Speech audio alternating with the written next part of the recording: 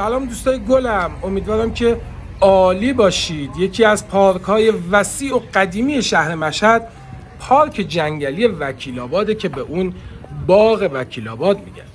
باغ وکیل آباد در 8 کیلومتری شمال غرب شهر مشهد قرار داره و در سال 1348 توسط مالک اون آقای حاج حسین ملک به صورت رسمی وقف استفاده عموم گردید و به شهرداری مشهد واگذار شد.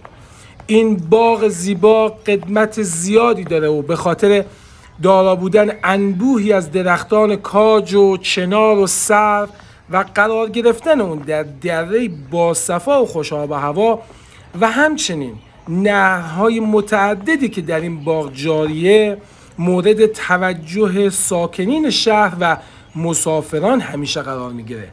من امروز به باغ وکیل آباد اومدم تا در ویدیوی کوتاه گوشه ای از زیبایی های این باغ قدیمی رو براتون به تصویر بکشم. با من همراه باشید.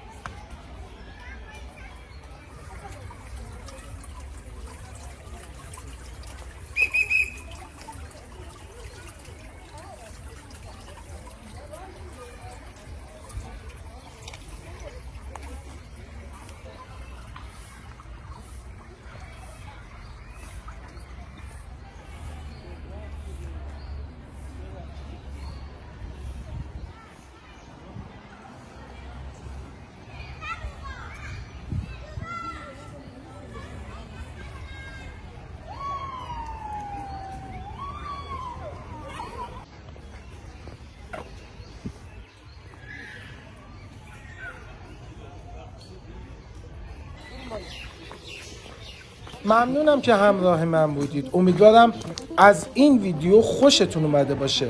خوشحال میشم نظراتتون رو برام کامنت کنید و با لایک کردن از من حمایت کنید. شاد و پیروز باشید. خدا نگهدار.